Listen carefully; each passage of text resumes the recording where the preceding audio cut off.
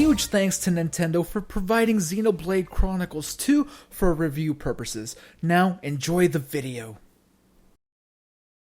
Xenoblade Chronicles 2 is a massive game, and in fact, it's the last big game of the year for Switch. And while there are plenty of players that have loved this franchise for years, there's a ton of people and a lot of new Switchcomers that have never played a Xeno game. Today, we're going to find out if Xenoblade Chronicles 2 is still worth buying if you're a noob. What's going on, everybody? It's Zach from SwitchForce. Gabe is here, and Gabe has been playing so much Xenoblade, I barely talked to the guy. Yeah, multiple reasons that you're not talking to me, but one of them, definitely Xenoblade. Been playing a heck of a lot of it, trying to get content ready for you guys, and having a good time.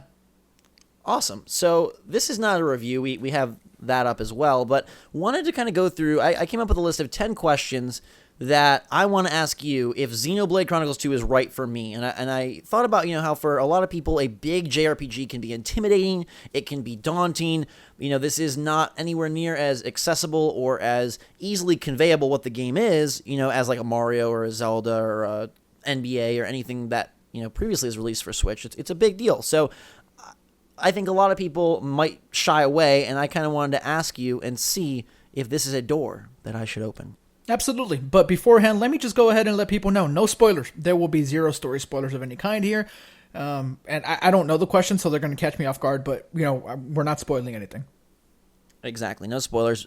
So we'll just get right into it. My first question, Gabe, is Xenoblade Chronicles 2 fun moment to moment? Yes and no. Like a lot of these answers, I feel like this is going to be complicated. Right, because traditionally there's a lot in JRPGs that isn't fun moment to moment. There are grinding aspects. Not every single side quest is going to be a hit, although in Xenoblade I'm having a lot of fun with them. Generally, though, for the most part, this is absolutely fun. The story, compelling, carries the momentum forward, like the characters. The gameplay itself, in the beginning, the battle system was not one that I liked a whole lot, but eventually, once it becomes a little more complex and you kind of learn how everything works, I dig it, honestly. I'm a fan of the battle system now. I was not a fan of the battle system in Xenoblade Chronicles X. Didn't play the original, so we're not going to talk about that one. But this is way better in my opinion. Very cool. Next up, if I like Fallout, Skyrim, Western RPGs of that sort of more open world vein, would I like Xenoblade Chronicles 2? Yeah, I feel like you would, because a lot of what makes an RPG is still here. You're still upgrading and leveling up your characters. You're still doing a ton of exploration. Side quests is still heavily involved here. There's not as much like armor or anything like that. The dialogue might be like a little bit weirder just because it is very Japanese based, so some things don't directly translate, although they do a good job. I'm not saying that this is bad in any way, but I feel like if you love Fallout or Skyrim, the things that you would miss the most here are, armor, the visual customization of your heroes, because for the most part, your heroes are going to look what they look like, and this game focuses much more on like leveling up your abilities and you making your character your own in that manner. So I feel like that's what you would be missing, and also choice.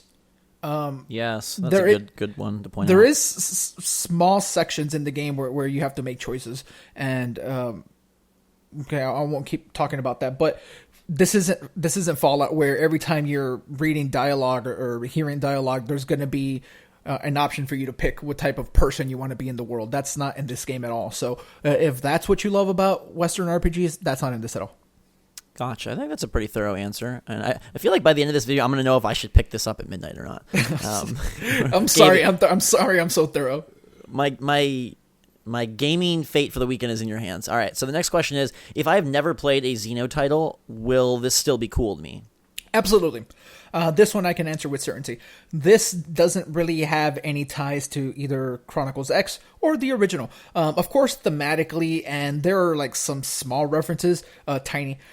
But other than that, new world, new characters, everything is completely new. It functions in the same way that Final Fantasy does, where every time it's a new game, you're for the most part, there's new characters, although there are sequels to games like Final Fantasy 13, 13-2, Lightning Returns, and those are the exceptions, not the rule. So with this, completely new. If you've never played Xenoblade or any other previous Xeno, because we do have like Xenosaga and other games that Xenogears. Yes, Xenogears. Sorry, I blank out because those are a little bit older.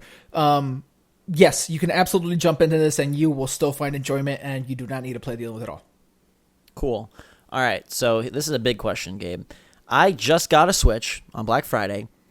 Should I consider this right away? Is this game worth a day one or an early Switch owner purchase? It depends what type of player you are, right? If you've played Skyrim and you're looking for you want a big RPG, I would obviously advocate getting Xenoblade Chronicles 2 over Skyrim. But Zelda exists, right? Super Mario exists. Mm-hmm. If you got your Switch because you love Mario, I'm not going to tell you to get Xenoblade before Mario because that wouldn't make a whole lot of sense. But right. if you love JRPGs just traditionally, this is a good one, at least so far. I don't foresee this going in any weird way where the game isn't good. Having a ton of fun with it, like I said. So that depends on a person by person basis, and it's impossible for me to give one answer. Let me ask this: do you feel it's one of the top tier of Switch games? I believe it is a top tier Switch game. Yes. Again, okay, cool. The JRPG genre is so niche to begin with. I think, even though they are popular. Yeah. So yeah. Okay. Now, if I'm here mainly for the combat, I don't really care so much about story and exploration, characters. Should I still buy it? Absolutely not. Okay.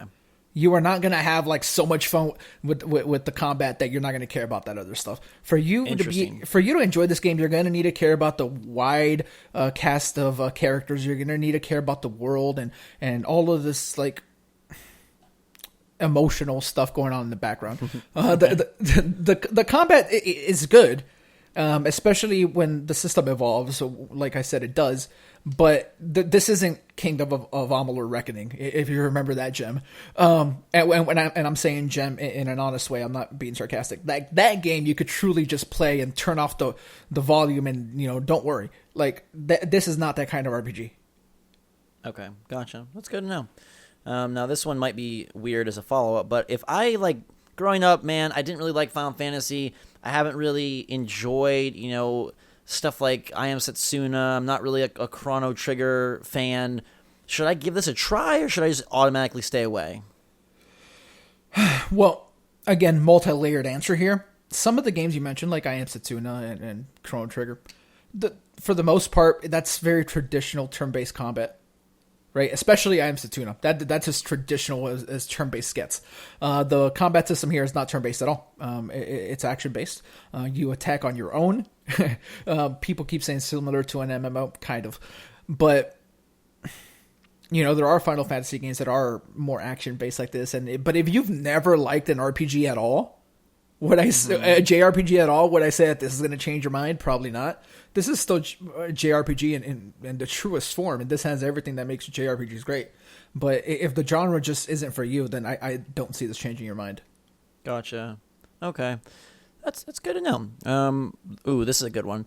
Is Xenoblade Chronicles 2 good for small on-the-go Switch sessions, or is it a game that really requires only long, dedicated game time? I feel like it's good for both, honestly. This doesn't have grinding in the traditional aspect where every single fight is giving you experience for you to level up. You do get certain other things from fights, such as points for upgrading your abilities and things like that. So this isn't a game that I foresee myself grinding in, and to me, grinding is what would make this an ideal on-the-go game. The portable performance of it is generally good, so it works. It's obviously not going to look as good. The resolution is low. I'll say that. I don't have the exact resolution, but it's low.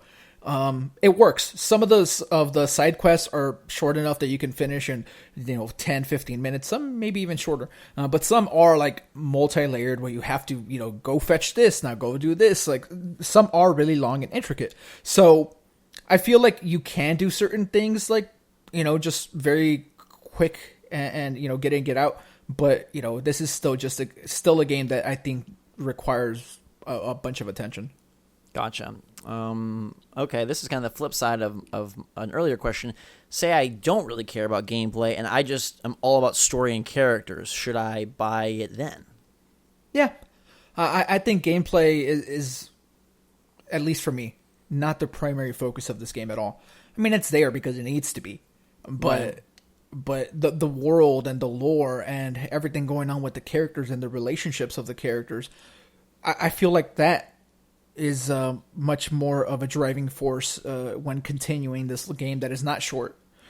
You're going to play the game for quite a bit if you want to finish it and do a lot of the very cool side quests. So, yeah, you can do a lot of what's the word I'm looking for? Just autopilot the combat for the most part. Boss battles and stuff, yeah, they're going to require more attention and you're going to need to do certain combos and, be a little bit more focused. But sometimes you can definitely go on autopilot with the combat. I know I do. Okay, so it definitely is much more of a story-driven, character-driven experience. Like, you should be going in knowing that I mean, I would say all RPGs are that way, but I feel like lately there's been a heavier gameplay and combat focus, especially from the Western side of things, and even some Eastern RPGs. But this one very much goes back to the well of character and story. Yes, and I don't mean to diminish the combat system at all, because I think it is good. It's just, again, I can speak for me and my experience playing this game. The combat is not my favorite part about the game. Gotcha. This is not one of my 10 questions, but just a small follow-up. Do you wish the combat was turn-based? No. Okay, cool. Next up, we're getting to the end of our list here, and I think I already know the answer, but I'll have you say it anyways. Does Xenoblade Chronicles 2 feel worth the full $60 price tag? Oh, absolutely. If you're one of those people that demands like sheer like mass hours in your $60 purchases, this has your back. It is not a short game by any means. I haven't finished it quite yet, but I know of people that took like 90 plus hours to beat it. It's a lot of game. Yeah, and I can say that being at 40 plus hours now, I'm not close to the end. And concluding my list of questions is number 10. Gabe, I'm going to put you on the spot here. If you could describe Xenoblade Chronicles 2 in 3 words, like 3 defining words to tell someone all that this game has to offer and who it's for, what would they be? Okay, the first word I would pick is vast. I like that word. At least for me, the very first thing I think of when I think of this game is just the sheer size of it and how much there is. Second word I would go with, Japanese. It makes sense. It is really Japanese. Again, JRPG made by people that speak Japanese, and then it gets localized, and the lip syncing isn't always exactly what you expect it to be. A lot of the story and character based stuff, very Japanese, and it has like an anime art style that some people love, but others might not as much. So the second word is 100% Japanese. Gotcha. Okay, so we got vast, Japanese.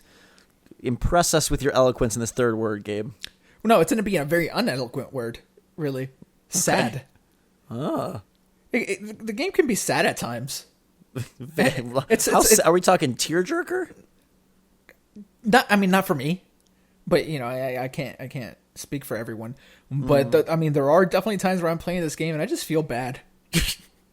Okay. And it's not a doom and gloom game by any means. That's not what I mean. But just certain things are sad in the game. So that's what I would go, because that's a feeling I have often while playing it. So I'll go with that.